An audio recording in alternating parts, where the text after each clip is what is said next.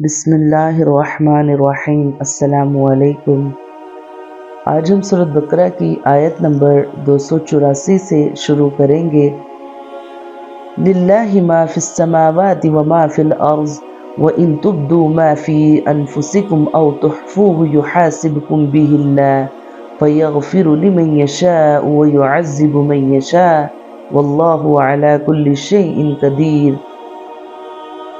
جو کچھ آسمانوں میں ہے اور جو کچھ زمین میں ہے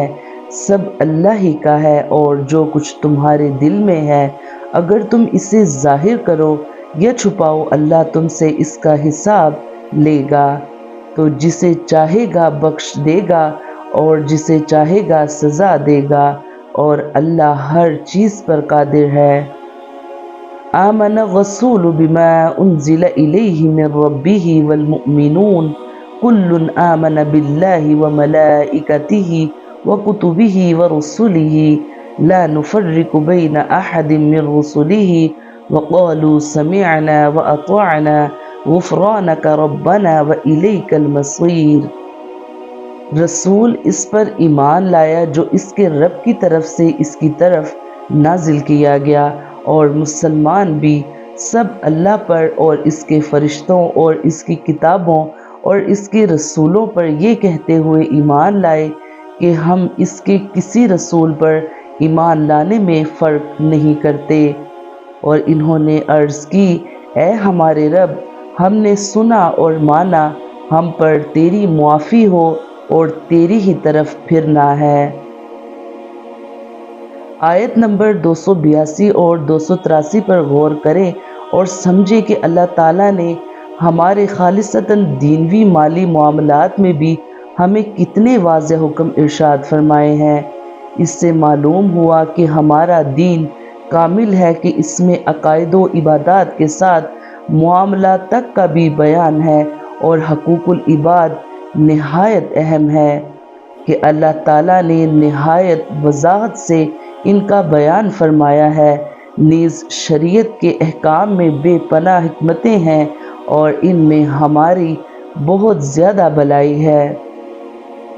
لا یکلف اللہ نفسا الا وسعها لها ما کسبت وعلیہا ما اکتسبت ربنا لا تؤاخذنا ان نسینا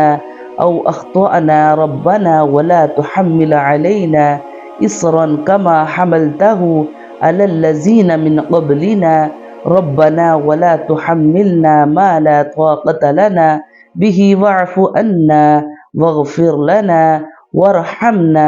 انت مولانا فانصرنا على القوم الكافرین۔ اللہ کسی جان پر اس کی طاقت کے برابر ہی بوجھ ڈالتا ہے، کسی جان نے جو اچھا کمایا وہ اسی کے لیے ہے، اور کسی جان نے جو برا کمایا اس کا وبال اسی پر ہے۔ اے ہمارے رب اگر ہم بھولیں یا خطا کریں تو ہماری گرفت نہ فرما، اے ہمارے رب اور ہم پر بھاری بوجھ نہ رکھ جیسا تو نے ہم سے پہلے لوگوں پر رکھا تھا، اے ہمارے رب اور ہم پر وہ بوجھ نہ ڈال جس کی ہمیں طاقت نہیں، اور ہمیں معاف فرما دے اور ہمیں بخش دے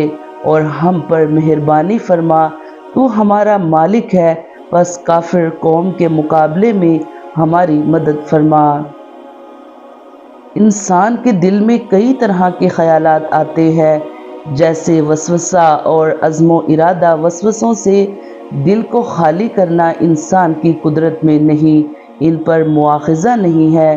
دوسرے وہ خیالات جن کو انسان اپنے دل میں جگہ دیتا ہے اور ان کو عمل میں لانے کا قصد و ارادہ کرتا ہے، ان پر مواخذہ ہوگا، اور انہی کا بیان اس آیت میں ہے کہ اپنے دلوں میں موجود چیز کو تم ظاہر کرو یا چھپاؤ اللہ تعالیٰ تمہارا ان پر محاسبہ فرمائے گا۔ اللہ تعالیٰ ہمیں قرآن پاک پڑھنے کی، نماز پڑھنے کی، اس پر عمل کرنے کی توفیق عطا فرمائے، آمین یا رب العالمین۔